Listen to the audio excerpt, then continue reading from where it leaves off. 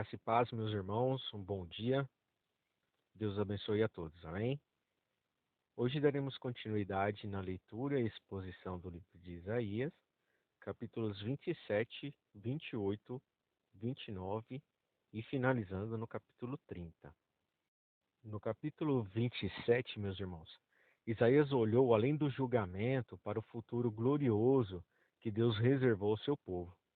Este capítulo pode ser dividido em 3 sessões, cada uma começa com a expressão naquele dia. Nos versos de 1 a 6, com uma espada o Senhor vai cortar uma grande serpente chamada Leviatã, em hebraico.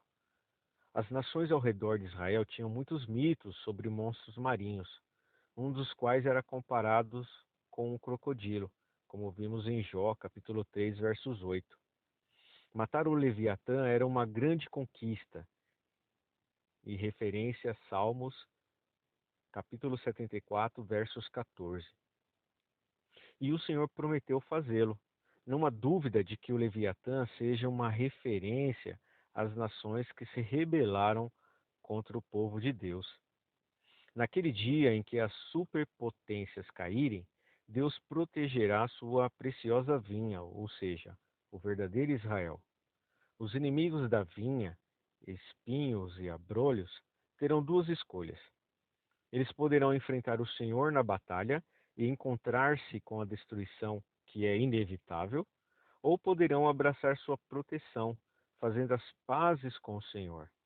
A vinha, em seguida, florescerá tão gloriosa que toda a terra será abençoada com o seu fruto. Dos versos 7 a 11 do capítulo 27, o castigo do povo de Deus será muito menos do que os juízos que os povos pagãos experimentarão.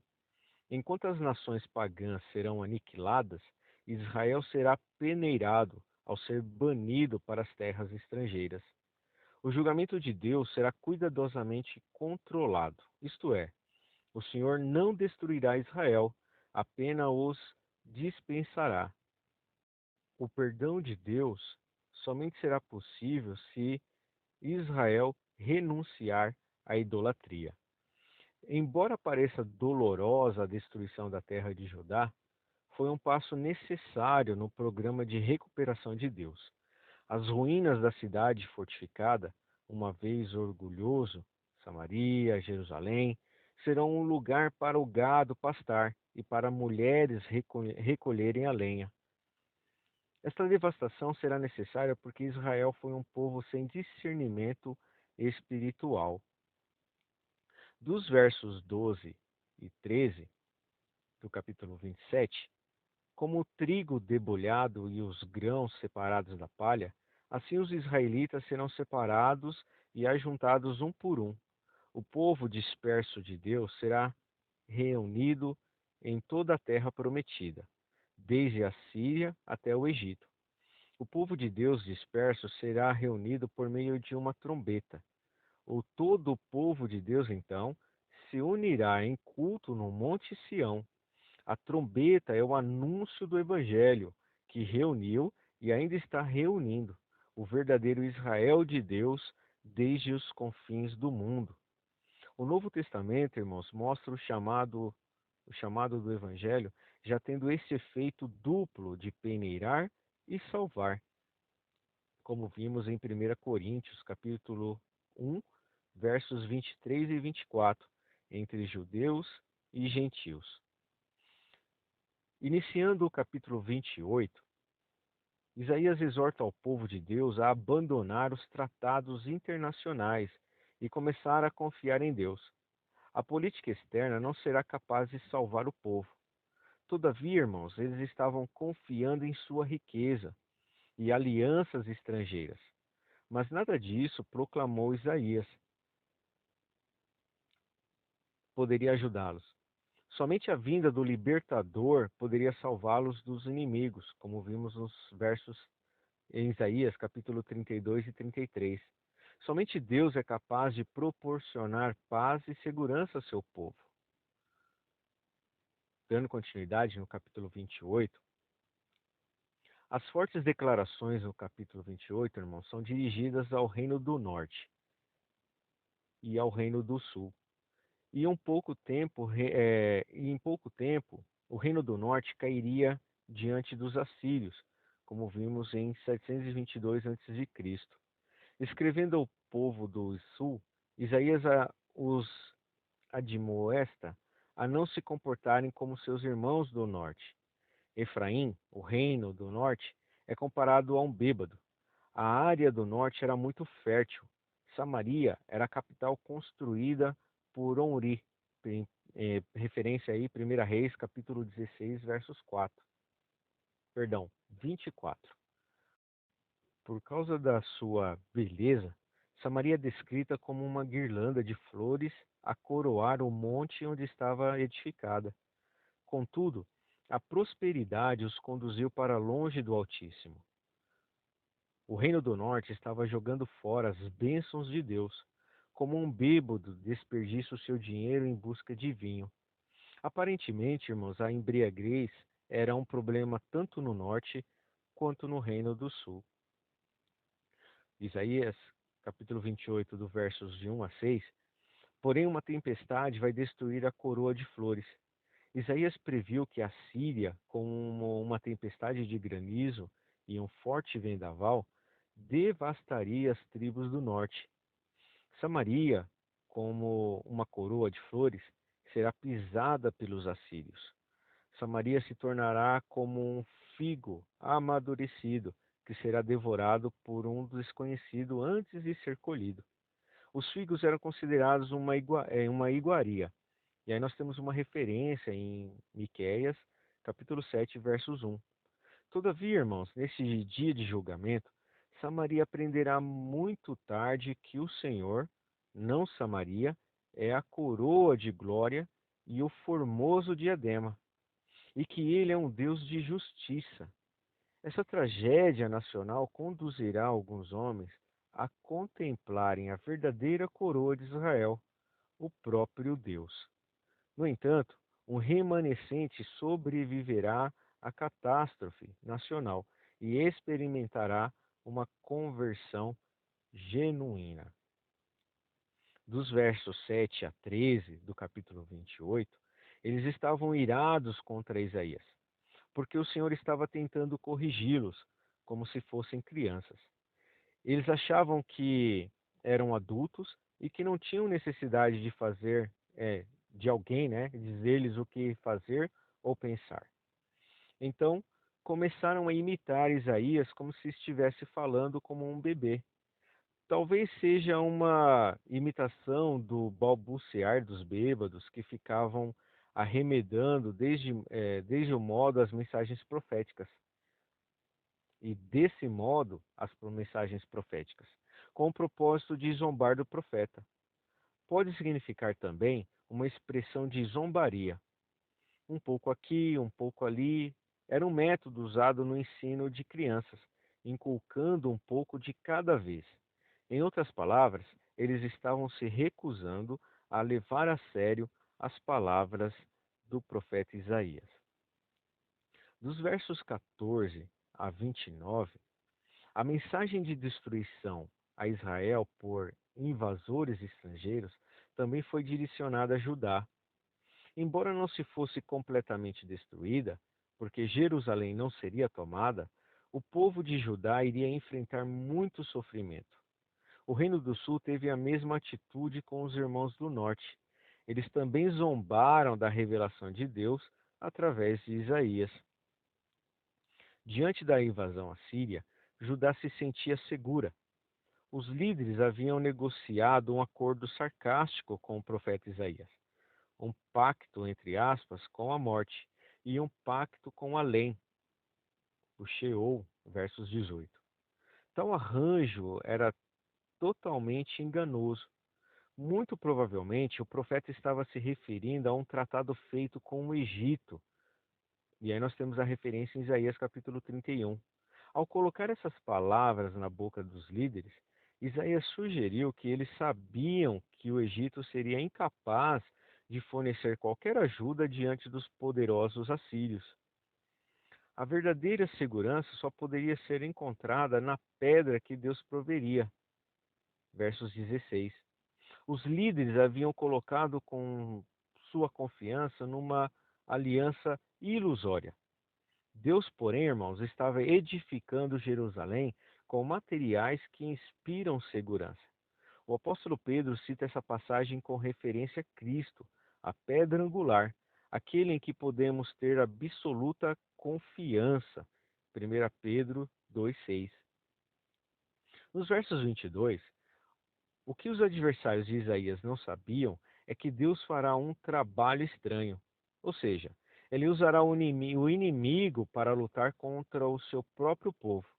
Assim como o agricultor tem diferentes tarefas a executar e deve adaptar-se a cada uma tarefa, seja arar ou debulhar, então Deus deve fazer o trabalho que é necessário para trazer seus propósitos eternos. Ele sabe exatamente que ferramenta usar e quando usá-la. Isaías capítulo 28, versos 23 a 29. Isaías então proclama uma palavra de conforto nesta mensagem de aflição e julgamento. O profeta usou duas parábolas para refutar a ideia de que a justiça de Deus o impediria de trazer juízo sobre a terra. O agricultor, Isaías 28, versos 24. O agricultor deve respeitar a ordem lógica da natureza. Ou seja, se quiser obter uma colheita bem-sucedida, o agricultor não passa a vida inteira arando a terra. É necessário um tempo para resolver a terra, lançar as sementes e a colheita. Da mesma forma, o julgamento de Deus não durará para sempre. Assim como o agricultor tem diferentes tarefas a executar e deve adaptar-se a cada tarefa, seja seja arando, debulhando, então Deus fará o trabalho que é necessário para concretizar seus propósitos eternos. Ele sabe exatamente que ferramenta usar e quando usá-la. Ele é o mestre, é um excelente fazendeiro, que sabe como lidar com cada colheita. Portanto, o reino do sul, irmãos, deve submeter-se, porque ele é maravilhoso em conselho e magnífico em sabedoria. Amém? Iniciando, meus amados irmãos, o capítulo 29, nós vimos aí o juízo contra Jerusalém. Isaías continua com o tema da última parte do primeiro ai, né, de uma série de ais que ele citou. O julgamento contra Jerusalém, ao contrário do julgamento que varreria o Reino do Norte, esse julgamento em Jerusalém, apesar de muito grave, seria evitado pelo Senhor. Jerusalém não cairia nas mãos dos assírios. O termo Ariel significa leão de Deus. O leão era um símbolo da Assíria. Provavelmente Isaías está declarando ao povo o seguinte: a Síria é agora o leão de Deus, e Jerusalém é o leão de Deus apenas no nome. Porém, a palavra hebraica também significa uma lareira do altar, onde os holocaustos eram realizados. Isto é, Jerusalém se tornará um local de sacrifícios. E aí nós temos uma referência em Ezequiel, capítulo 43, verso 13. Dando continuidade no capítulo 29, dos versos 5 a 8, a proteção de Jerusalém descrita nesses versículos refere-se à sua libertação contra a Síria, registrado no capítulo 37. Através das boas mãos soberanas de Deus, Jerusalém foi poupada. Embora refere-se aos soldados assírios, tornando-se como o pó miúdo e a multidão dos tiranos, como a palha que voa. Esses versículos também parecem ter uma conotação escatológica, irmãos. E aí nós temos uma referência em Zacarias, capítulo 14, de versos 1 a 3. O Senhor Todo-Poderoso virá e destruirá cada nação. As ameaças dessas nações desaparecerão como um sonho.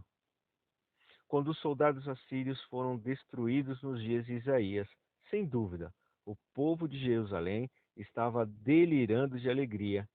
Porém, ao invés de se voltarem para Deus, a nação ficou mais profundamente envolvida no pecado.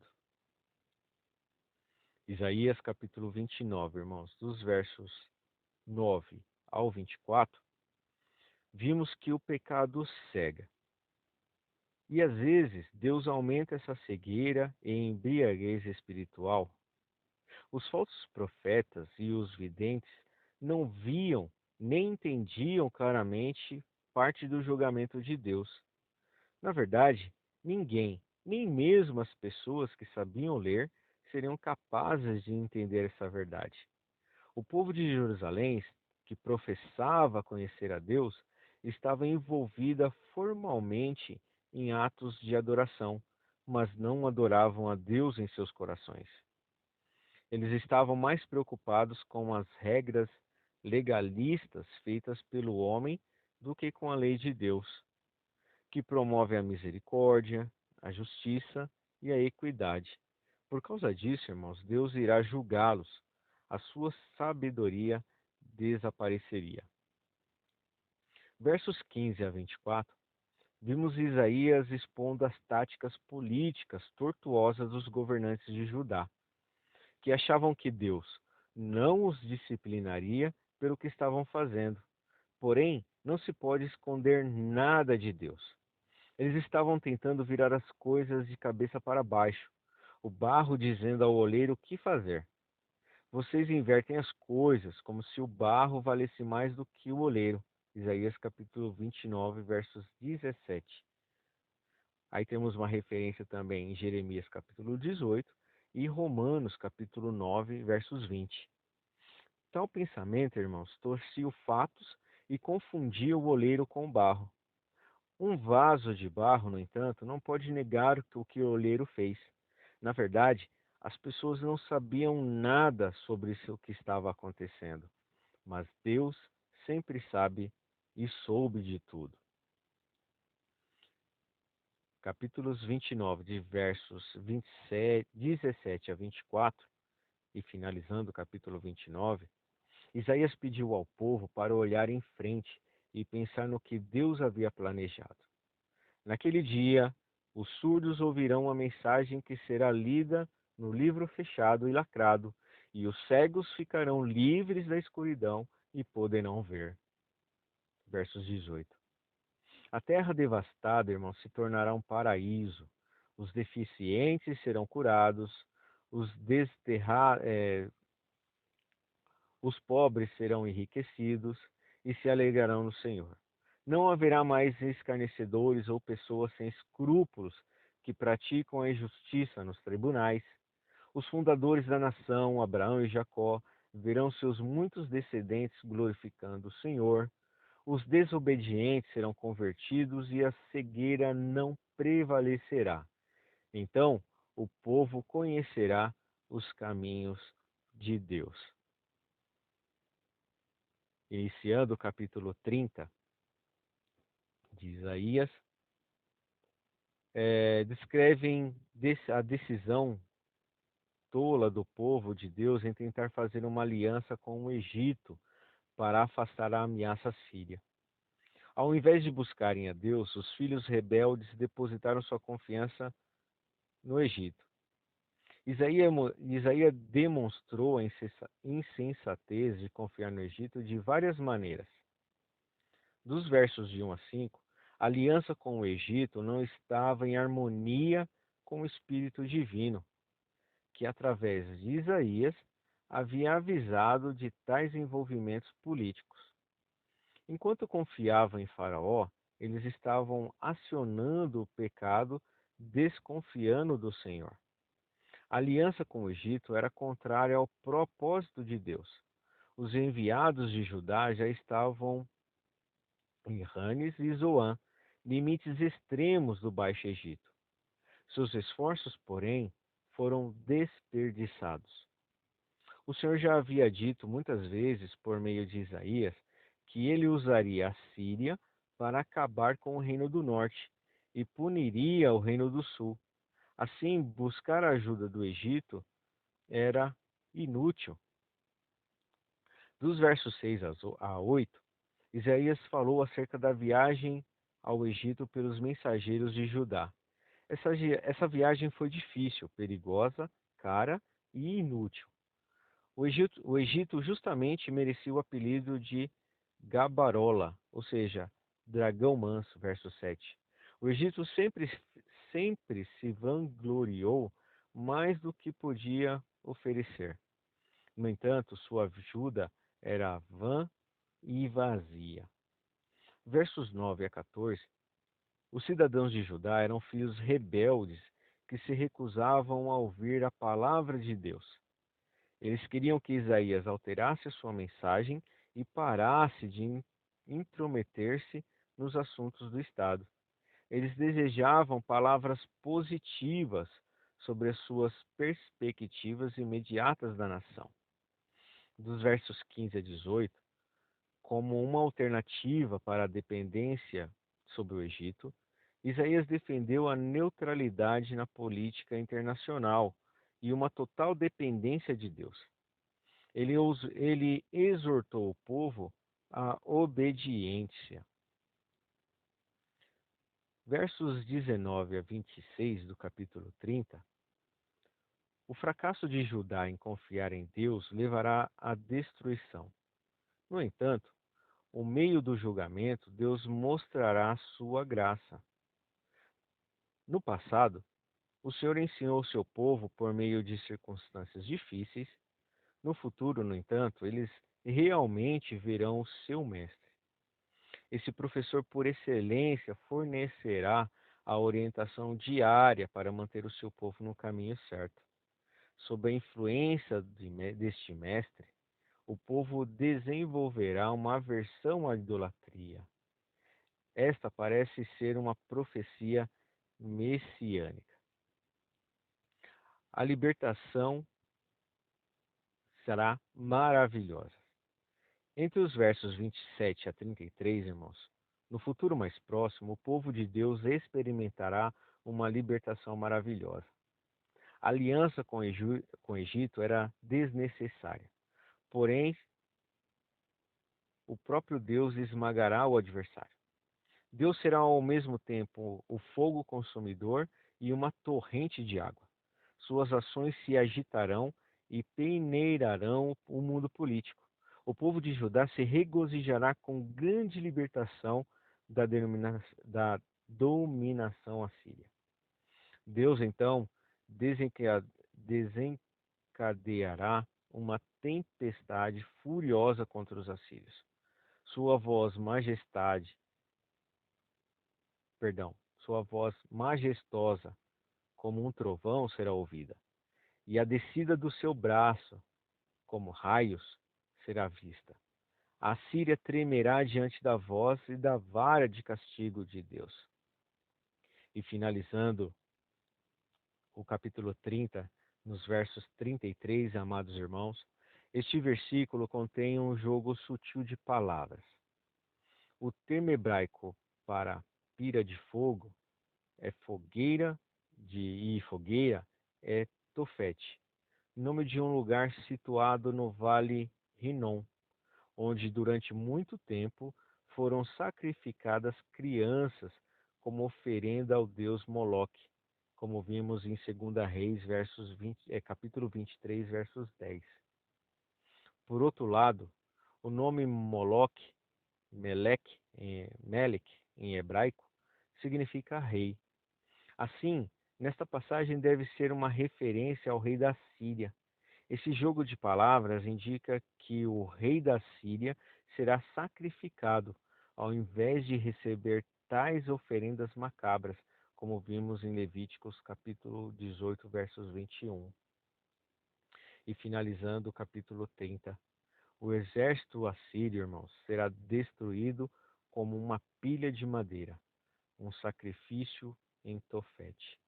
Referências, 2 Reis, capítulo 23, versos 10, Jeremias, capítulo 7, versos 31 e 32, Jeremias, capítulo 19, verso 6 e Jeremias, capítulo 11. Amém, meus irmãos?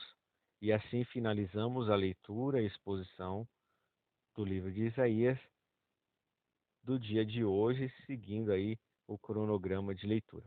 Um forte abraço, meus irmãos, Deus os abençoe e até amanhã.